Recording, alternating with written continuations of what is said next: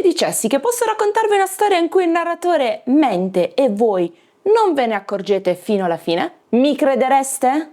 No? Perfetto! Siete già pronti per questo video? Perché oggi parliamo di uno degli strumenti più affascinanti, subdoli e divertenti della scrittura, il narratore inaffidabile. E vi avviso subito, dopo questo video non leggerete più nessun libro allo stesso modo. Non guarderete più un film con la stessa innocenza. Siete stati avvisati. Immaginate questa scena. Un narratore vi guarda negli occhi e vi dice: fidatevi di me. E voi, poveri lettori ingenuamente ottimisti, ci credete. Poi a pagina 200 scoprite che vi ha mentito, manipolato, nascosto dettagli fondamentali e vi sentite traditi, ma anche un po' affascinati, ammettiamolo. Ecco, è questo il gioco. Il narratore inaffidabile è proprio questo. Una voce che vi racconta la storia, ma appunto non è completamente affidabile. Può mentire consapevolmente, può essere un po' confuso, può vedere il mondo in un modo distorto, oppure può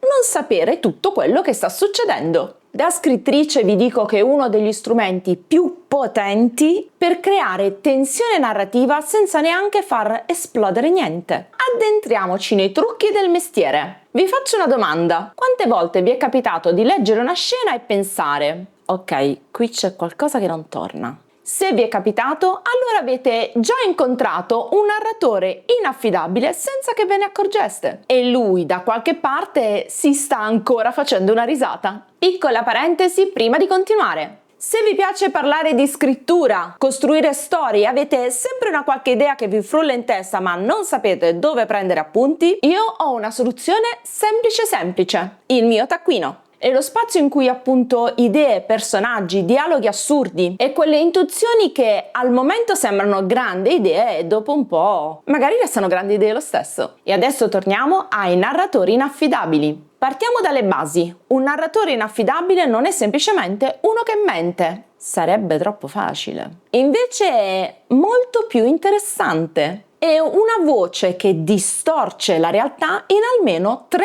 modi: omissione, interpretazione distorta e vera e propria manipolazione. L'omissione è quando il narratore non dice tutto, tipo: ho incontrato Marco al bar e abbiamo parlato. Fine. Peccato che non vi stia dicendo che Marco in quel momento gli ha rivelato un segreto che cambierà completamente il corso della storia. E così voi ignari andate avanti tranquilli. L'interpretazione distorta è ancora più subdola. Il narratore vi dice la verità, ma come la vede lui? E qui entra in gioco la psicologia del personaggio. Se il personaggio è paranoico, vedrà complotti ovunque. Se è ingenuo, non capirà le intenzioni degli altri personaggi. Se è perennemente arrabbiato, trasformerà anche un complimento in un'offesa. E poi c'è la manipolazione vera e propria. Il narratore sa esattamente che cosa sta facendo e vi porta dove vuole lui. E voi?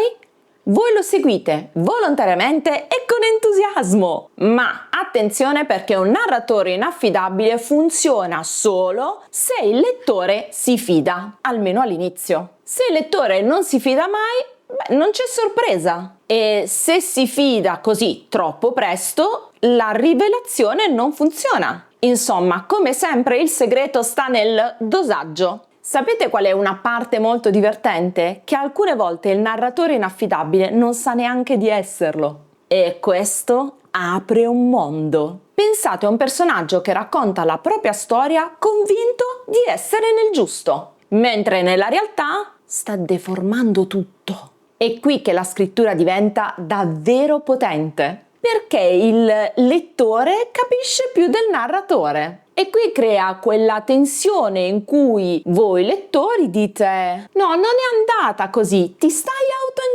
autoingannando. E ora facciamo qualche esempio, perché la teoria è tanto bella, ma la pratica è un'altra cosa. Partiamo da uno dei casi di narratore inaffidabile più famoso di tutti, il giovane Holden. Holden è un narratore che sembra sincero, diretto, quasi disarmante, e invece è filtrato dalla sua confusione emotiva, dal suo rifiuto per il mondo adulto e dal suo modo molto personale di interpretare tutto. Holden non mente nel senso classico, ma distorce continuamente. Vi sta dicendo la verità, ma attraverso un vetro sporco dalle sue emozioni. Il lettore si accorge che la verità non è mai neutra. Un altro esempio fondamentale, Fight Club.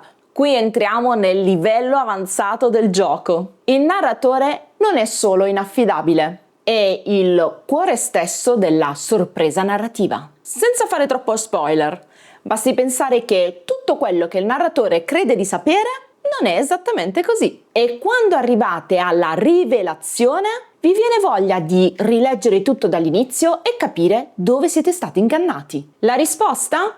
Praticamente ovunque, ma in modo molto elegante. Se vogliamo spostarci su qualcosa di più classico, un altro esempio è il cuore rivelatore. Qui il narratore cerca di convincerci di essere lucido, razionale, affidabile, mentre in realtà sta crollando psicologicamente. Il genio di Poe è proprio qui. Più il narratore insiste sulla propria sanità mentale, più il lettore capisce che c'è qualcosa che non va.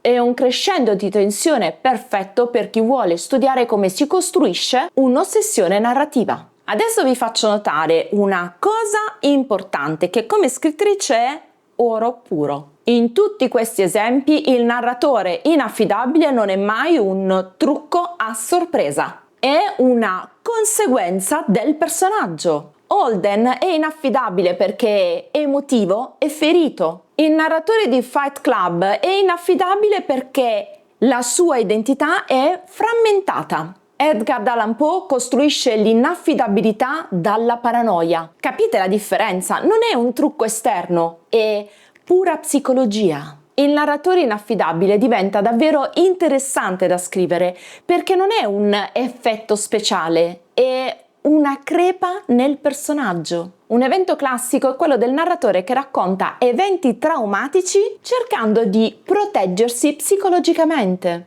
Vi dice quello che è successo, ma lo modifica, lo addolcisce, lo semplifica.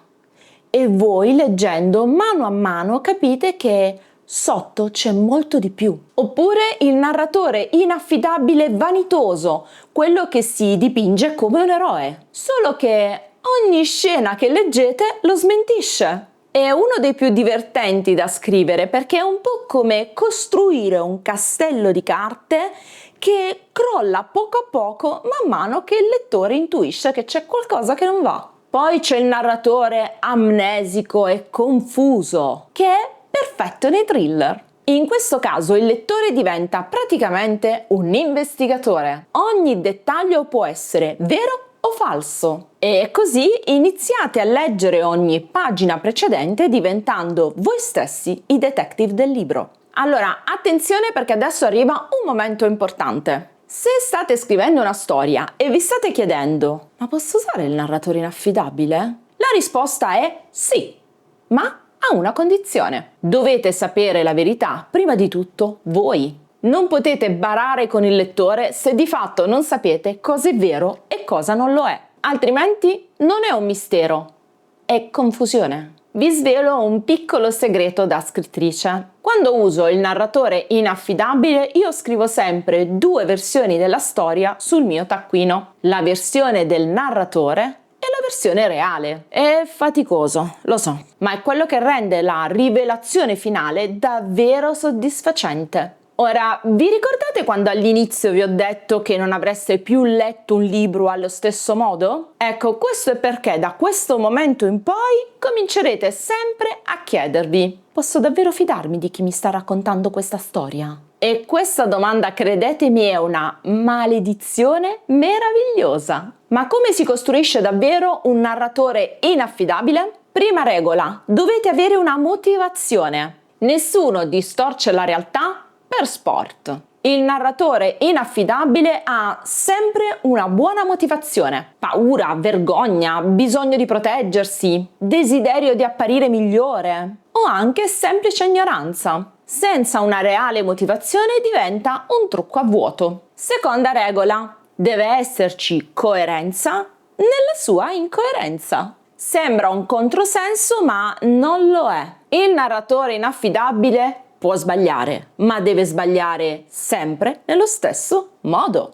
Se è paranoico vedrà minacce ovunque. Se è narcisista si metterà sempre al centro. Il lettore deve riconoscere un pattern di bugia. Terza regola: i dettagli sono tutto. Un narratore inaffidabile non si smaschera con grandi rivelazioni, ma con piccole crepe, un'espressione fuori posto, un ricordo che non coincide con quello di un altro personaggio, un dettaglio che non torna. E il lettore, come in un puzzle, inizia a mettere i pezzi a posto. Avete mai letto un libro e pensato: ok, questo personaggio mi sta nascondendo qualcosa? Se sì, probabilmente siete già stati manipolati da un narratore inaffidabile e molto probabilmente vi è anche piaciuto. Siamo quasi alla fine, ma qui c'è un dettaglio importante per tutti. Il narratore inaffidabile non serve soltanto a sorprendere il lettore, serve a creare una domanda molto più profonda. Cos'è la verità nella storia? Perché una storia non è semplicemente ciò che succede, è anche chi la racconta. E cambiare la voce può significare cambiare tutto. Il narratore inaffidabile non è un trucco, è un punto di vista. È un modo per dire al lettore che la realtà è sempre filtrata, sempre interpretata, mai completamente oggettiva. E questo, se ci pensate un po', è vero anche nella vita. La prossima volta che leggete un libro e vi sembrerà un po' troppo chiaro e lineare, fermatevi un attimo a pensare. Chiedetevi se qualcuno vi sta raccontando solo una parte della storia. Se la risposta è sì, il narratore inaffidabile ha già vinto. Allora, siete pronti a non fidarvi più di nessuno?